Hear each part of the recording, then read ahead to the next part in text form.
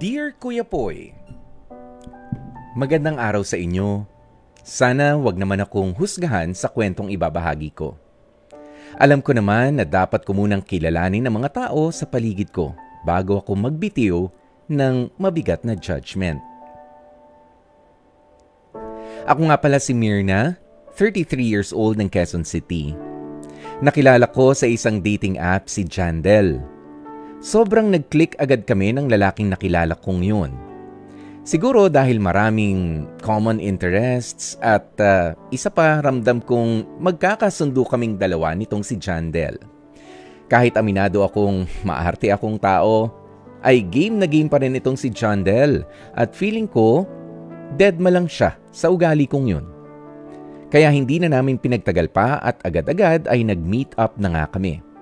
As in, solid kasama itong si Jandel, plus ang tikas ng pangangatawan niya at sobrang bango pa, Kuya Poy.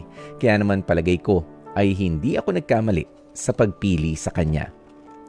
Isa rin sa nagustuhan ko kay Jandel ay malinis siya sa katawan at marunong siya pagdating sa hygiene at syempre, sobrang laki ng biceps na unang tumawag sa atensyon ko. Para bang wala na akong mahihiling pang iba sa kanya. Pero akala ko wala na akong mapapansing katangian ni Jandel na kakaiba. Nadiskubre ko kasing may kakaibang pasabog pala ang nasa likod ng pagkatao ni Jandel.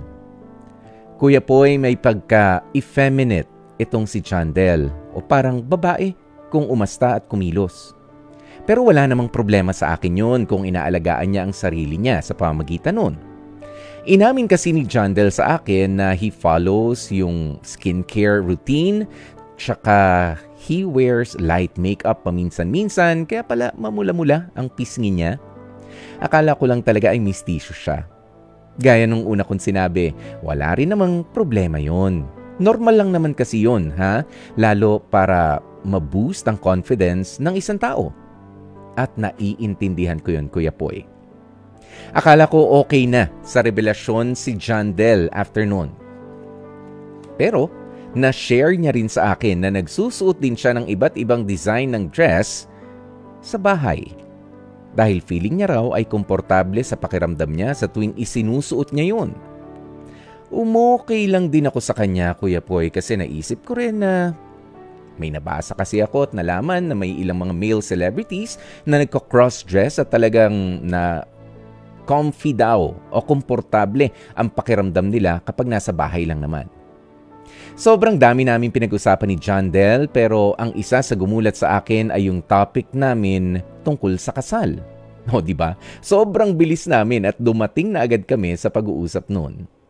Pero hindi ako dyan nagulat, Kuya Poy. Inamin kasi ni Jandel na sakaling ikakasal nga kami in the future, kung okay lang daw sa akin, ay magsusuot siya ng gown.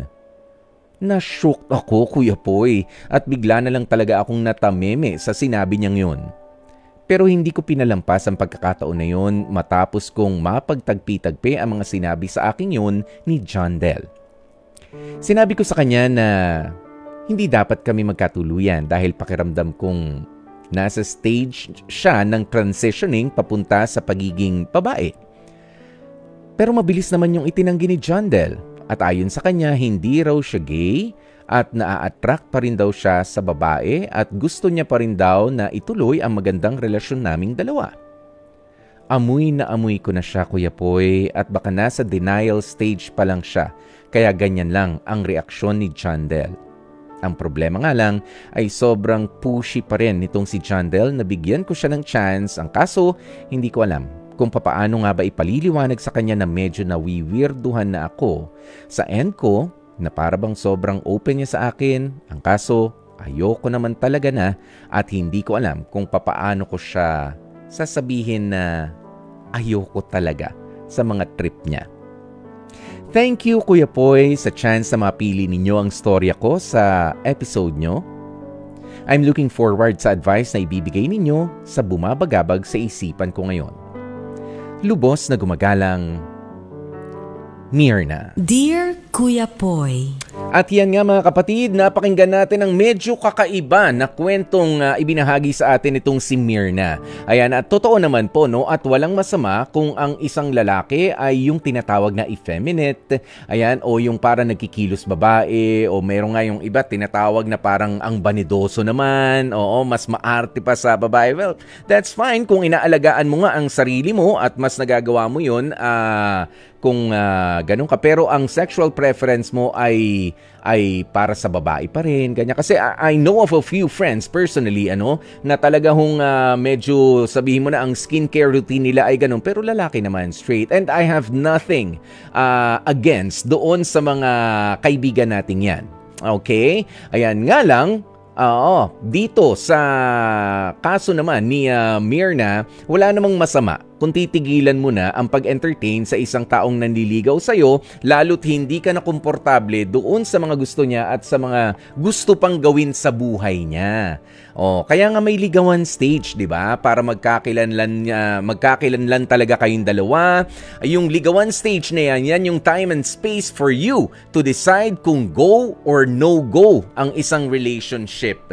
Kaya ka siguro nangihinayang kahit papaano, Myrna, dahil ang ganda ng umpisa ng pagkilala nyo, dahil kakaiba very open itong si John Del sa kanyang feeling, sa kanyang mga trip. Nga lang kapag sobra na, syempre meron din tayo talaga ng mga nakasanayan lang, hanggang dito lang meron tayong mga trip ako naniniwala may mga kanya-kanya tayong trip sa buhay, pero meron talagang ibang tao na siguro mawiwirduhan na tayo kapag hindi na natin masakyan yung trip niya. Okay? Ayan, pero kung ganun nga at nangihinayang ka kasi physically at nung una, from the get-go, okay kayo, nga lang, along the way, hindi mo na masakyan yung mga trip niya, kung wala nang connect sa iba pang aspeto, ang relationship na binubuo mo, at hindi mo na masakyan ang trip niya, ay nako, wag na lang ipilit. Magpaalam ka na. Sabihin mo na hindi ko talaga masakyan yung mga gusto mo na sa buhay. At hindi ka masamang tao, Myrna. Hindi mo siya hinusgahan. Talagang inilaban mo lang rin, hanggang dito lang ang kaya ko, nasakyan na trip. At yan yung sayo. Sige, baka meron ding taong tapat at matatanggap yung mga gusto mo. Pero aminin mo sa sarili mo na hindi ikaw yon. Mahirap yung nagmamahal ka na lamang sa pilit. At dyan na nga po natin tatapusin ang ating Dear Kuya Poy.